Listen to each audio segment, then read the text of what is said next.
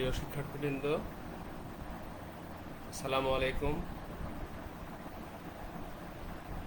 সামাজিক বিজ্ঞানের আমাদের সপ্তাহের দ্বিতীয় ক্লাস নিয়ে আমরা আবার উপস্থিত হয়েছি। আশা করছি তোমরা যে যেখানে আছো আল্লাহর রহমতে সবাই ভালো আছো। আমরা আজকে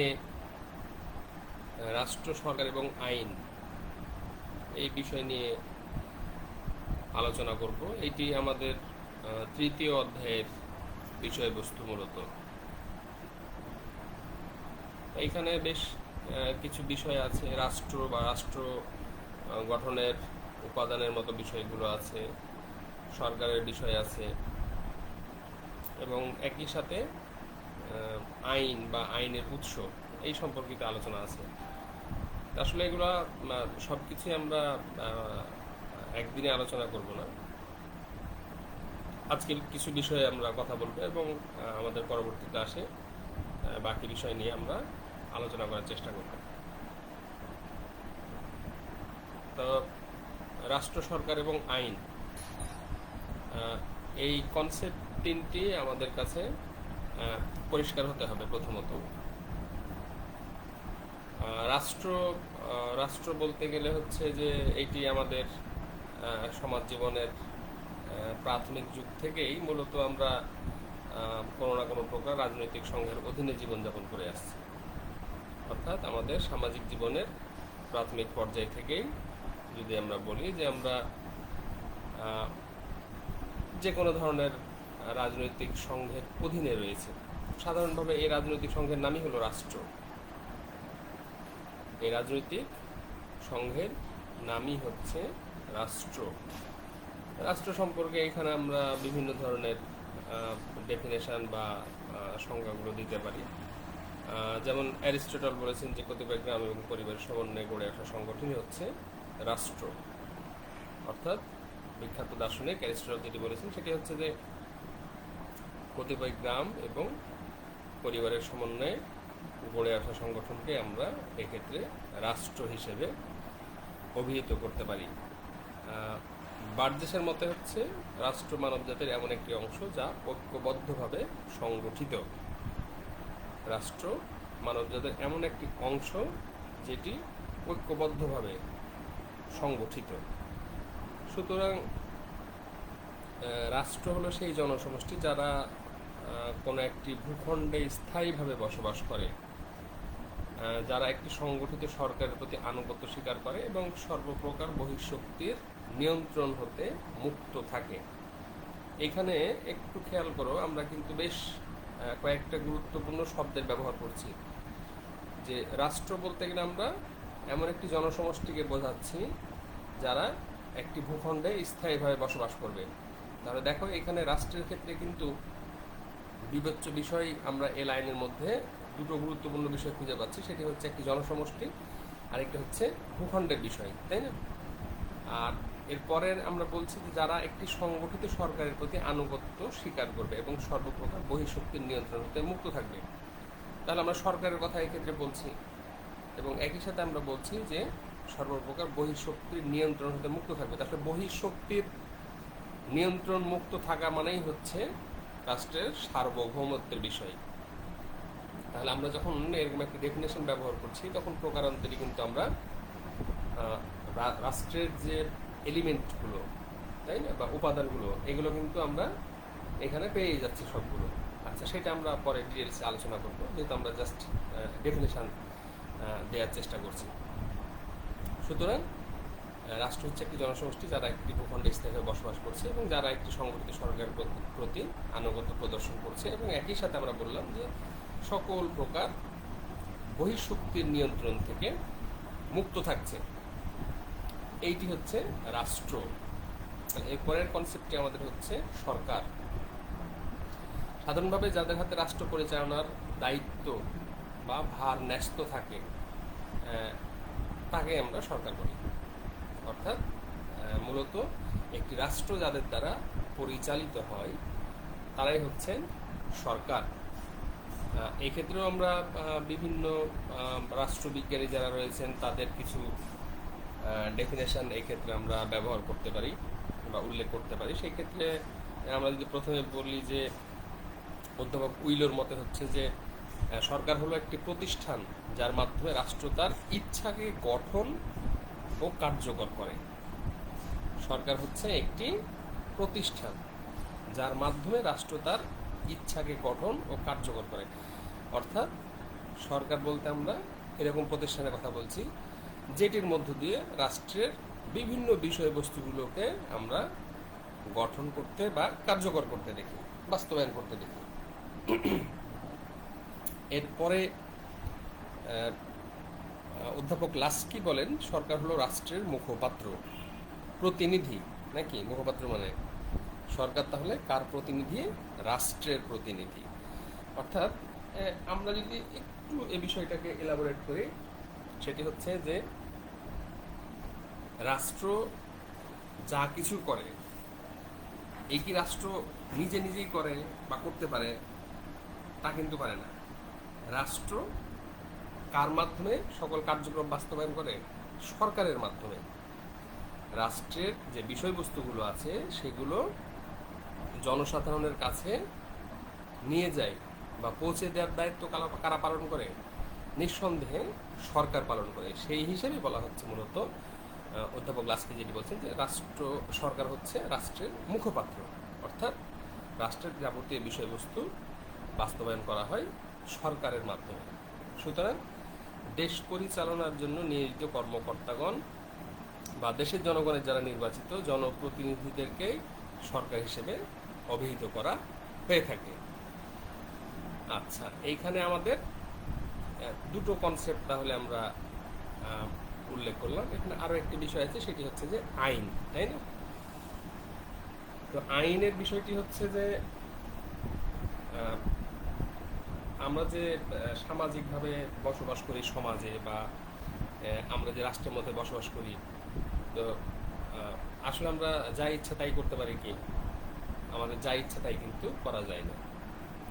অর্থাৎ মানুষের আচরণ বা কার্যক্রম নিয়ন্ত্রণের জন্য সমাজের কতগুলো নিয়ম কানুন থাকে, আর আসলে এই নিয়ম কানুনগুলোই হচ্ছে আইন। আমরা আমাদের সমাজে বসবাস করতে গিয়ে বা রাষ্ট্রের মধ্যে বসবাস করতে গিয়ে যে আমাদের আচরণ বা আমাদের যে কার্যক্রম, এগুলো নিয়ন্ত্রণের জন্য যে সকল নিয়ম নীতি বা বিধিনিষেধ রয়েছে, আসলে এগুলো সমষ্টি হচ্ছে আইন। এক্ষেত্রে বিখ্যাত দার্শনিক অ্যারিস্টটল বলেছেন পক্ষপাতহীন যুক্তি হলো আইন। পক্ষপাতহীন যুক্তি হলো আইন। অস্টিনের মধ্যে হচ্ছে সার্বভৌম শাসকের আদেশই হলো আইন। এগুলো বিভিন্ন চিন্তাবিদদের দ্বারা প্রদত্ত সংজ্ঞা, কিন্তু খুব সাধারণভাবে আমরা যেটি বুঝি বা আমরা যেটি বলার চেষ্টা করছি সেটি হচ্ছে যে আমাদের বিভিন্ন যে কার্যক্রম বা আচরণ আছে এগুলোকে নিয়ন্ত্রণ করার জন্য যে নিয়ম নীতি বা বিধিবিধান, এগুলোই হচ্ছে আসলে আইন। আমরা চেষ্টা করি খুব সাধারণ ভাষায় মূলত মূল যে বিষয়বস্তুটি সেইটি উপস্থাপন করা, এবং সেভাবে বুঝতে চেষ্টা করাটা প্রথমত উচিত। কারণ নিজের কাছে নিজের মতো করে বিষয়টি পরিষ্কার হলেই কিন্তু আর কোনো জটিলতা থাকবে না। তারপরে যে তাত্ত্বিক বিষয়গুলো আছে বা বিভিন্ন চিন্তাবিদদের বিষয়গুলো আছে, সেগুলো দেখা যাবে যে আমরা খুব ভালোভাবে বুঝতে পারব। কিন্তু আমরা খুব সাধারণভাবে আমাদের মতো করে আগে আমরা বিষয়টি বোঝার চেষ্টা করব।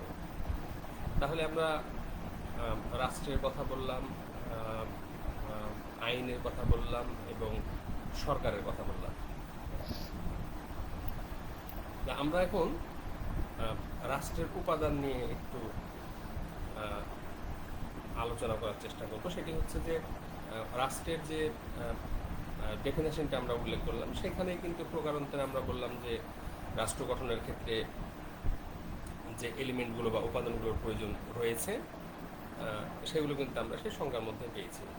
তো এইখানে যদি আমরা রাষ্ট্রের উপাদানের কথা বলি, সেক্ষেত্রে আমরা 4টি উপাদানের কথা উল্লেখ করতে পারি যে রাষ্ট্র গঠন করার জন্য 4টি উপাদানের প্রয়োজন। একটি হচ্ছে জনসমষ্টি, দ্বিতীয় হচ্ছে নির্দিষ্ট ভূখণ্ড, তৃতীয় হচ্ছে সরকার এবং চতুর্থ হচ্ছে সার্বভৌমত্ব। তো এগুলো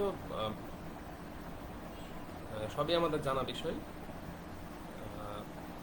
আশা করি এগুলো বুঝতে আমাদের কোনো জটিলতা হওয়ার কথা না। তো জনসমষ্টি বলতে গেলে সহজ কথা হচ্ছে মানুষ, জনগণ, নাকি? রাষ্ট্র গঠনের ক্ষেত্রে জনসমষ্টিকে আমরা প্রথম উপাদান হিসেবে উল্লেখ করছি এবং আমরা খুব ভালোভাবেই জানি যে জনসমষ্টি ছাড়া রাষ্ট্র গঠন করা সম্ভব নয়। তবে একটি রাষ্ট্রের জনসমষ্টি কত হবে এর কিন্তু কোনো ধারাবাঁধা নিয়ম নেই। অর্থাৎ রাষ্ট্র গঠন করার জন্য জনসমষ্টির প্রয়োজন রয়েছে। এইটি কমও হতে পারে, আবার এইটি অনেক বেশিও হতে পারে। তো এর কোনো ধরাবাঁধা নিয়ম নাই যে এই পরিমাণ জনসমষ্টি না থাকলে সেটিকে রাষ্ট্র করা যাবে না, এরকম কোনো কথা বলার কিন্তু সুযোগ নাই। আমরা পৃথিবীতে এরকম অনেক রাষ্ট্র দেখতে পাই যেগুলোর জনসংখ্যা বা জনসমষ্টি অনেক কম, আবার পৃথিবীতে এরকম বেশ অনেকগুলো রাষ্ট্র আছে যেগুলোর জনসংখ্যা অনেক বেশি। তাহলে জনসংখ্যা বা জনসমষ্টি কমও হতে পারে, বেশিও হতে পারে, সেটি বিবেচ্য বিষয় নেই। কিন্তু আমরা বলছি যে রাষ্ট্র গঠন করার জন্য 1 নম্বর বৈশিষ্ট্য বা শর্ত হচ্ছে আমাদের জনসমষ্টির প্রয়োজন আছে। আচ্ছা, দ্বিতীয় উপাদানটি হচ্ছে নির্দিষ্ট ভূখণ্ড। আচ্ছা, যখন আমরা জনসমষ্টির কথা বলছি বা মানুষের কথা বললাম, তাহলে মানুষ তো সংগঠিত অবস্থায় একটা রাষ্ট্রের অধীনে বসবাস করে, তাই না? তো সংগঠিত কোথায় হবে? সংগঠিত হবে নিঃসন্দেহে একটি নির্দিষ্ট ভূখণ্ডের মধ্যে। এই কারণে আমরা বলছি যে একটি জনসমষ্টির পাশাপাশি রাষ্ট্র গঠন করার জন্য একটি নির্দিষ্ট ভূখণ্ডেরও প্রয়োজন আছে। তবে এক্ষেত্রে আমরা ওই জনসমষ্টির মতো বিষয়টি উল্লেখ করতে পারি যে এক্ষেত্রে এটি জরুরি নয় বা প্রয়োজনীয় বিষয় নয় যে ভূখণ্ডটি কত বড় হবে বা এর নির্দিষ্ট কোনো মানে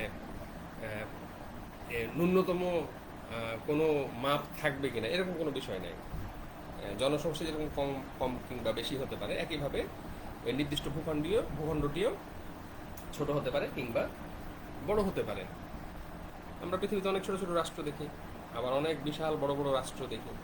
সুতরাং রাষ্ট্র গঠন করার জন্য আমরা বললাম যে জনসমষ্টির প্রয়োজন আছে, এটি কম হতে পারে, বেশি হতে পারে, এবং এই জনসমষ্টি যে সংগঠিত হবে নিঃসন্দেহে এর জন্য দ্বিতীয় উপাদান হিসেবে আমরা বলছি যে একটি নির্দিষ্ট ভূখণ্ড থাকতে হবে। এই ক্ষেত্রেও ভূখণ্ডটি ছোট হতে পারে কিংবা বড় হতে পারে। তৃতীয় উপাদানটি হচ্ছে সরকার।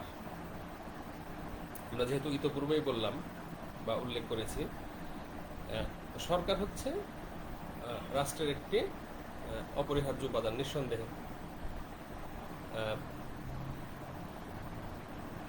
সরকার হচ্ছে কি? সরকার হচ্ছে যারা রাষ্ট্র পরিচালনা করে, এবং সরকারকে আমরা বলতে পারি সেতু বা ব্রিজ।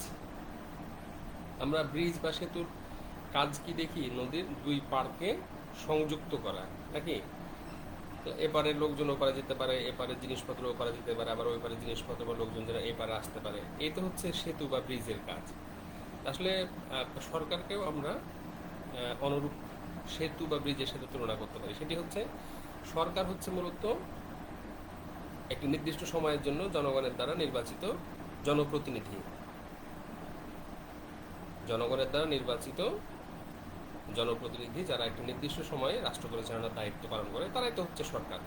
তো সরকারকে আমরা ব্রিজের সাথে তুলনা করেছি এই কারণে যে সরকারের কাজ হচ্ছে রাষ্ট্রের বিষয়বস্তুগুলোকে জনসাধারণের সামনে উপস্থাপন করা বা তুলে ধরা, এবং একই সাথে জনসাধারণের চিন্তা চেতনাকে রাষ্ট্রের কাছে উপস্থাপন করা। তাহলে রাষ্ট্রীয় বিষয়বস্তু এবং জনসাধারণের মধ্যে লিঙ্ক বা সংযোগ স্থাপনকারী হিসেবে কারা ভূমিকা পালন করে? সরকার। এই কারণে আমরা সরকারকে ব্রিজ বা সেতুর সাথে তুলনা করেছি। তার মানে রাষ্ট্র গঠন করার জন্য তৃতীয় আরও একটি গুরুত্বপূর্ণ উপাদান আমরা দেখতে পাচ্ছি, সরকার।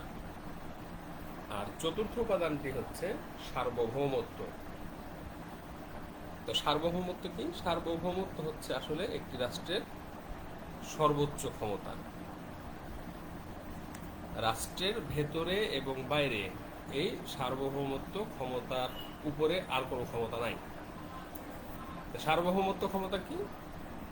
সার্বভৌমত্ব হচ্ছে একটি রাষ্ট্রের ইচ্ছে অনুযায়ী চলার ক্ষমতা। অর্থাৎ একটি রাষ্ট্র যে ইচ্ছে অনুযায়ী চলে সেটিকে আমরা রাষ্ট্রের সার্বভৌম ক্ষমতা বলতে পারি। তার মানে দেখো, বাংলাদেশের আইন কানুন কি হবে, বাংলাদেশের নির্বাচনী প্রক্রিয়া কি হবে, বাংলাদেশের সরকার গঠনের ধরন কি হবে, বাংলাদেশ নামক রাষ্ট্রের মূলনীতি কি হবে, বাংলাদেশ নামক রাষ্ট্রে জনসাধারণের জন্য মৌলিক অধিকারগুলো কি হবে, এইটি বা এই বিষয়গুলো নির্ধারণ করার একমাত্র মালিকই হচ্ছে বাংলাদেশ। অর্থাৎ রাষ্ট্র নিজের ইচ্ছে অনুযায়ী চলার যে ক্ষমতা সেটি হচ্ছে রাষ্ট্রের সার্বভৌমত্ব।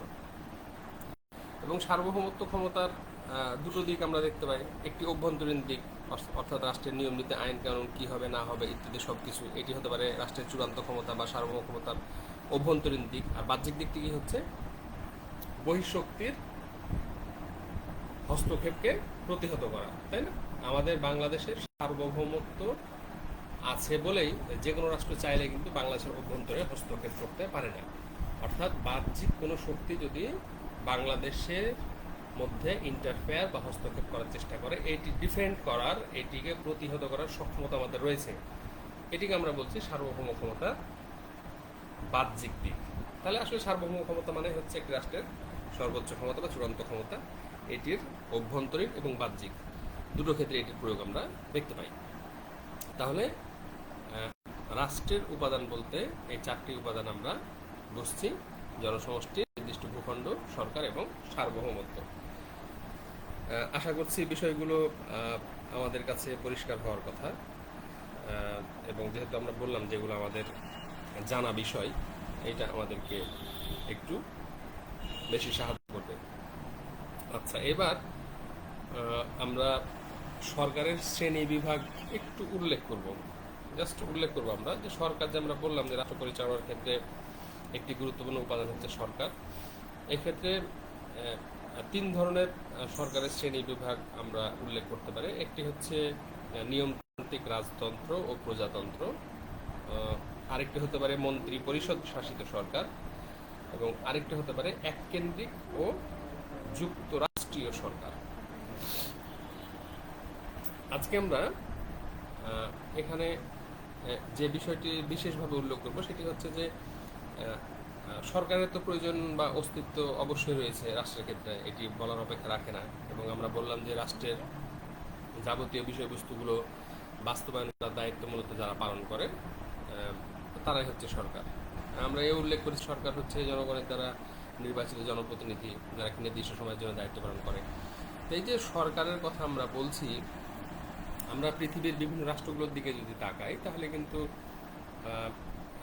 সরকার হিসেবে যাদেরকে ভূমিকা পালন করতে দেখি, এখানে কিন্তু আমরা দুটি ধরনের আধিক্য সব থেকে বেশি মাত্রায় দেখতে পাই। সেটি হচ্ছে যে কোনো দেশের সরকার হয় মন্ত্রী পরিষদের দ্বারা শাসিত সরকার হয়, কিংবা আমরা দেখি যে কোনো দেশের সরকার রাষ্ট্রপতি শাসিত সরকার হতে পারে। অর্থাৎ কোনো দেশের সরকার পদ্ধতি মন্ত্রীদের দ্বারা পরিচালিত বা নিয়ন্ত্রিত হতে পারে, অথবা কোনো দেশের সরকার রাষ্ট্রপতির দ্বারা নিয়ন্ত্রিত বা পরিচালিত হতে দেখতে পারে। এই জন্য এই দুই ধরনের সরকার পদ্ধতির ব্যবহারই আমরা তুলনামূলক পৃথিবীর সব থেকে বেশি রাষ্ট্রের ক্ষেত্রে দেখতে পাই। তো আমরা এই দুই ধরনের সরকারের পদ্ধতির মধ্যে একটু পার্থক্যের বিষয়টা আজকে উল্লেখ করব। সেটি হচ্ছে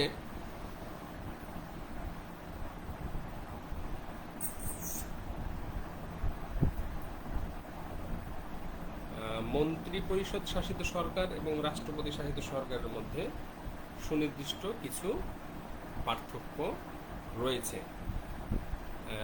আমরা একটু সহজে এই পার্থক্যের বিষয়গুলো সম্পর্কে ধারণা দেওয়ার চেষ্টা করব। আসলে আমরা যখন যে কোনো পার্থক্যের বিষয় পড়ি তখন এইটি যে কোনো একটি দিক যদি আমরা ভালোভাবে মনে রাখতে পারি তাহলে কিন্তু অনায়াসে আমরা বাকি বিষয়টা কিন্তু উপস্থাপন করতে পারি। অর্থাৎ যে কোনো একটি দিক মানে যদি আমরা মন্ত্রিপরিষদ সাহিত্য সরকার ব্যবস্থার বৈশিষ্ট্যগুলো জানি তাহলে ঠিক এর বিপরীত চিত্রই আমরা রাষ্ট্রপতি সাহিত্য সরকারের মধ্যে দেখতে পাবো। অথবা যদি আমরা রাষ্ট্রপতি সাহিত্য সরকারের বিষয়গুলো ভালোভাবে মনে রাখতে পারি তাহলে কিন্তু খুব সহজে আমরা মন্ত্রিপরিষদ সাহিত্য সরকারের বিষয়গুলো উল্লেখ করতে পারবো। তো এই কারণে আসলে পার্থক্য মানে হচ্ছে একটি যদি হয় যে আমরা বলি যে একটির ক্ষেত্রে থাকে তাহলে আরেকটির ক্ষেত্রে থাকে না, একটি যদি আমরা বলি যে হয় তাহলে অন্যটি হয় না, একটি যদি ইতিবাচক হয় অন্যটি হবে নেতিবাচক। এরকমই তো হয় সাধারণত পার্থক্যের বিষয়গুলো, তাই না? আমরা মন্ত্রী পরিষদ শাসিত সরকার এবং রাষ্ট্রপতি শাসিত সরকার এই দুই ধরনের সরকার পদ্ধতির মধ্যে আলোচনা একটু করব, মূলত পার্থক্যের বিষয়টি আলোচনা একটু করব। তো একটু খেয়াল করবা, একটু মনোযোগী হলেই কিন্তু পার্থক্যের বিষয়গুলো আমরা খুব সহজে বুঝবো। আর আরও একটি কথা বলতে চাই, সেটি হচ্ছে যে আসলে সব কিছুই আমাদের মুখস্থ করতে হয়, সব কিছু কিন্তু মুখস্থ করতে হয় না। কিছু কিছু বিষয় আমরা খুব সাবলীলভাবে একটু গুরুত্ব সহকারে যদি বিষয়গুলো ক্লাসের মধ্যে আমরা ফলো করার চেষ্টা করি তাহলে দেখবা যে এগুলো আমরা খুব সহজেই কিন্তু মনে রাখতে পারছি। আসলে আমরা যদি মন্ত্রিপরিষদ সাহিত্য সরকার এবং রাষ্ট্রপতি সাহিত্য সরকারের মধ্যে পার্থক্যের বিষয়গুলো উল্লেখ করতে যাই, প্রথমে আমি যদি বলি যে দায়িত্বশীলতার দিক থেকে পার্থক্য। আসলে দায়িত্বশীলতার দিক থেকে পার্থক্য বিষয়টা এরকম যে আচ্ছা, তার আগে একটা কথা বলিনি, আমরা আমাদের বাংলাদেশের যে সরকার পদ্ধতি সেখানে কিন্তু আমরা মন্ত্রিপরিষদ সাহিত্য সরকারের বিষয়টি দেখতে পাই। মন্ত্রিপরিষদ সাহিত্য সরকার কাকে বলে? আসলে যে সরকারের ক্ষেত্রে আমরা দেখব যে রাষ্ট্রের সমস্ত ক্ষমতা প্রধানমন্ত্রী সহ তার মন্ত্রী পরিষদের সদস্যদের হাতে ন্যস্ত থাকে, সেটি হচ্ছে মন্ত্রিপরিষদ সাহিত্য সরকার, যেটি আমাদের বর্তমান সরকার পদ্ধতি, তাই না? আমরা আমাদের সরকারের দিকে যদি একটু খেয়াল করি তাহলে আমরা দেখব যে বাংলাদেশের সংবিধান অনুযায়ী রাষ্ট্র পরিচালনার ক্ষেত্রে যে সকল ক্ষমতা সেইটি মাননীয় প্রধানমন্ত্রী সহ তার মন্ত্রী পরিষদের সদস্য যারা রয়েছেন তাদের হাতে কিন্তু রয়েছে ক্ষমতাটি। আর রাষ্ট্রপতি সাহিত্য সরকার কোনটি? রাষ্ট্রপতি সাহিত্য সরকার ঠিক এটার বিপরীত হবে, যে যেখানে রাষ্ট্রের সমস্ত ক্ষমতা রাষ্ট্রপতির হাতেই অর্পিত থাকে তাকে আমরা রাষ্ট্রপতি শাসিত সরকার বলতে পারি। যেহেতু আমাদের দেশের সরকার পদ্ধতি হচ্ছে মন্ত্রিপরিষদ সাহিত্য সরকার পদ্ধতি, আমরা একটু যদি আমাদের সরকার পদ্ধতির বিষয়গুলো খেয়াল করি তাহলে কিন্তু পার্থক্যের বিষয়টি আরো সহজে বুঝতে পারবো। আমরা বলছিলাম যে দায়িত্বশীলতার দিক থেকে পার্থক্যের একটা বিষয়, তাই না? আসলে মন্ত্রিপরিষদ সাহিত্য সরকারের সকল কাজকর্মের জন্য তারা আইনসভার নিকট দায়ী থাকেন। অর্থাৎ মন্ত্রী পরিষদ সাহিত্য সরকার ব্যবস্থায় প্রধানমন্ত্রী সহ তার মন্ত্রী পরিষদের সকল সদস্যগণ তাদের যাবতীয় কর্মকাণ্ডের জন্য আইনসভার নিকট দায়ী থাকেন। কিন্তু রাষ্ট্রপতি সাহিত্য সরকার ব্যবস্থায় তারা আইন বিভাগের নিকট দায়ী থাকেন না।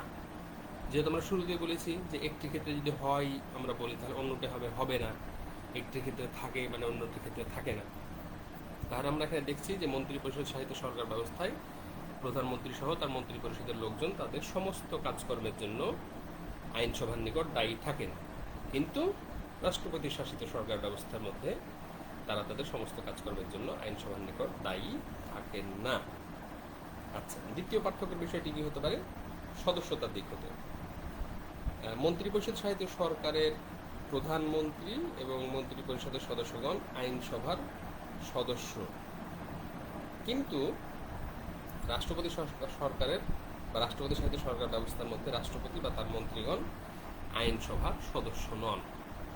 তাহলে আমরা মন্ত্রিপরিষদ সাহিত্য সরকার ব্যবস্থার মধ্যে দেখছি যে প্রধানমন্ত্রী বা তার মন্ত্রিপরিষদের লোকজন যারা থাকেন তারা আইনসভার সদস্য হিসেবে বিবেচিত হন, কিন্তু রাষ্ট্রপতি সাহিত্য সরকার ব্যবস্থায় রাষ্ট্রপতি বা তার সদস্যগণ বা তার মন্ত্রীরা আইনসভার সদস্য হিসেবে বিবেচিত হন না। তৃতীয় পার্থক্যের বিষয়টি কি, রাষ্ট্রপ্রধানের দিক হতে। আচ্ছা, মন্ত্রিপরিষদ শাসিত সরকার ব্যবস্থায় যিনি রাষ্ট্রের সমস্ত ক্ষমতার মূলে থাকেন তিনি কে? তিনি হচ্ছেন মাননীয় প্রধানমন্ত্রী।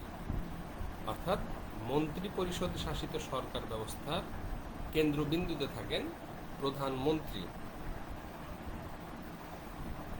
অর্থাৎ প্রধানমন্ত্রী প্রকৃত ক্ষমতার অধিকারী। কিন্তু রাষ্ট্রপতি শাসিত সরকারের মধ্যে যিনি রাষ্ট্রপতি তিনি থাকেন রাষ্ট্রপ্রধান। অর্থাৎ এই ক্ষেত্রে রাষ্ট্রপতি থাকেন সকল ক্ষমতার কেন্দ্রবিন্দুতে।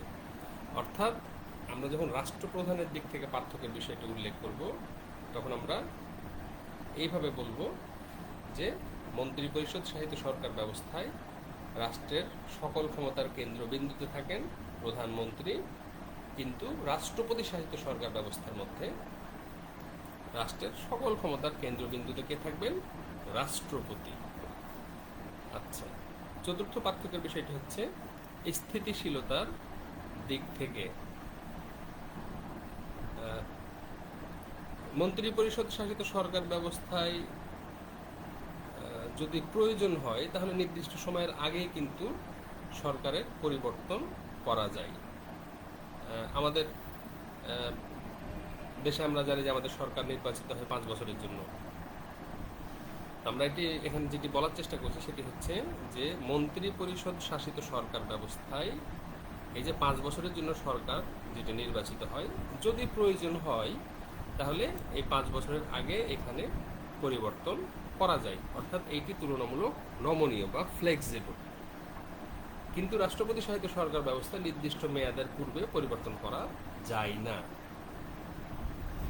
অর্থাৎ মন্ত্রিপরিষদ শাসিত সরকারের মধ্যে আমরা দেখছি নির্দিষ্ট সময়ের আগে প্রয়োজন যদি হয় তাহলে সরকার ব্যবস্থার মধ্যে পরিবর্তন নিয়ে আসা যায়, কিন্তু রাষ্ট্রপতি শাসিত সরকার ব্যবস্থার মধ্যে নির্দিষ্ট সময়ের আগে পরিবর্তন নিয়ে আসা যায় না।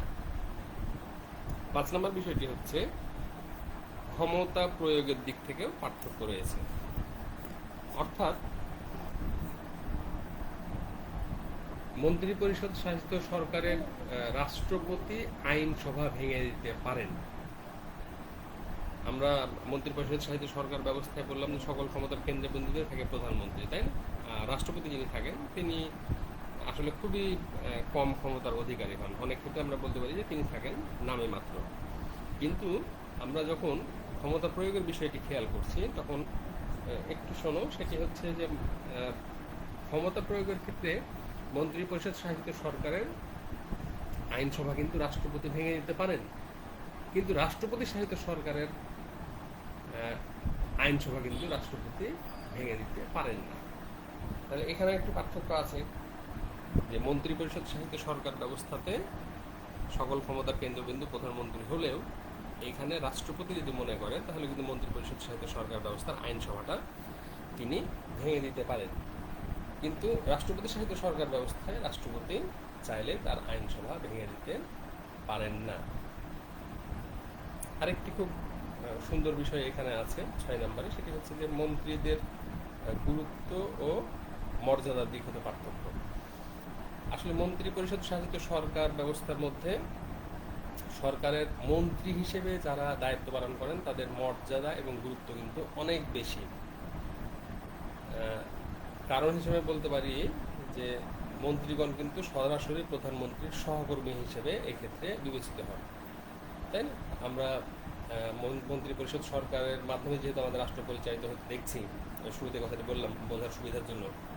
তাহলে এখন যদি তুমি খেয়াল করো যে মাননীয় প্রধানমন্ত্রী ব্যতীত স্বরাষ্ট্রমন্ত্রী কিংবা পররাষ্ট্রমন্ত্রী কিংবা বাণিজ্য মন্ত্রী কিংবা স্বাস্থ্যমন্ত্রী এরকম বিভিন্ন মন্ত্রণালয়ের দায়িত্বে মন্ত্রীরা আছেন না? তো খেয়াল করে দেখো যে বিভিন্ন মন্ত্রী যারা রয়েছেন তাদের মর্যাদা এবং সম্মান কিন্তু অনেক বেশি। তো এর কারণ হিসেবে আমরা বলছি যে এর অন্যতম প্রধান একটি কারণ যে অন্যান্য মন্ত্রী যারা রয়েছেন তারা কিন্তু সরাসরি প্রধানমন্ত্রীর সহকর্মী, কিন্তু রাষ্ট্রপতি শাসিত সরকারের মন্ত্রীদের গুরুত্ব এবং মর্যাদা কিন্তু অপেক্ষাকৃত কম। কারণ মন্ত্রী পরিষদ রাষ্ট্রপতি শাসিত সরকার ব্যবস্থায় রাষ্ট্রপতির মন্ত্রী হিসেবে যারা দায়িত্ব পালন করেন তাদেরকে রাষ্ট্রপতির কর্মচারী হিসেবে বিবেচনা করা হয়, অর্থাৎ রাষ্ট্রের কর্মচারী হিসেবে বিবেচনা করা হয়। সেই অর্থে তুলনামূলক আমরা দেখি যে মন্ত্রী পরিষদ শাসিত সরকার ব্যবস্থায় মন্ত্রীদের মর্যাদা এবং সম্মান বা গুরুত্ব অনেক বেশি হলেও রাষ্ট্রপতি শাসিত সরকার ব্যবস্থায় মন্ত্রীদের মর্যাদা বা গুরুত্ব তুলনামূলক কম। আরেকটি বিষয় হচ্ছে আইনসভার গুরুত্বের দিক থেকেও সুস্পষ্ট একটি পার্থক্য রয়েছে। সেটি হচ্ছে যে মন্ত্রী পরিষদ শাসিত সরকার পদ্ধতিতে রাষ্ট্র পরিচালনা করার জন্য আইনসভা কিন্তু অত্যন্ত গুরুত্বপূর্ণ ভূমিকা পালন করে। অর্থাৎ মন্ত্রী পরিষদ শাসিত সরকার ব্যবস্থায় রাষ্ট্র পরিচালনা করার ক্ষেত্রে আইনসভা অত্যন্ত গুরুত্বপূর্ণ ভূমিকা পালন করে। কিন্তু রাষ্ট্রপতি শাসিত সরকার ব্যবস্থার ক্ষেত্রে এই আইনসভার গুরুত্ব তুলনামূলক কম। অর্থাৎ আইনসভাটাকে আমরা অনেক বেশি বা গুরুত্বপূর্ণ বিষয় হিসেবে দেখতে পাই কোন ধরনের সরকারের ক্ষেত্রে? মন্ত্রী পরিষদ শাসিত সরকারের ক্ষেত্রে। কিন্তু আইনসভার গুরুত্ব তুলনামূলক আমরা কম দেখতে পাচ্ছি কোন ধরনের সরকার পদ্ধতির মধ্যে? রাষ্ট্রপতি শাসিত সরকার পদ্ধতির মধ্যে।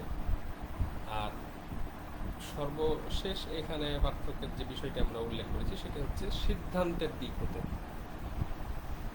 অর্থাৎ মন্ত্রী পরিষদ শাসিত সরকারে দেশের জরুরি অবস্থায় কোনো সিদ্ধান্ত নিতে বিলম্ব হয়, দেরি হয়। এখন মন্ত্রী পরিষদ শাসিত সরকার ব্যবস্থায় কোনো একটি জরুরি পরিস্থিতিতে সিদ্ধান্ত নিতে আমরা বললাম যে একটু বিলম্ব হয় বা একটু দেরি হয়। এর কারণটি আসলে কি মনে হয়? এর কারণটি আসলে এরকম যে আমরা ওই যে যখন বললাম যে মন্ত্রী পরিষদ শাসিত সরকার ব্যবস্থা কাকে বলে, আমরা বললাম যে ধরনের সরকার পদ্ধতির ক্ষেত্রে আমরা দেখব যে রাষ্ট্রের সমস্ত ক্ষমতা প্রধানমন্ত্রী সহ তার অন্য মন্ত্রীদের মধ্যে বিভাজিত অবস্থায় থাকে, সেটি হচ্ছে মন্ত্রী পরিষদ শাসিত সরকার ব্যবস্থা।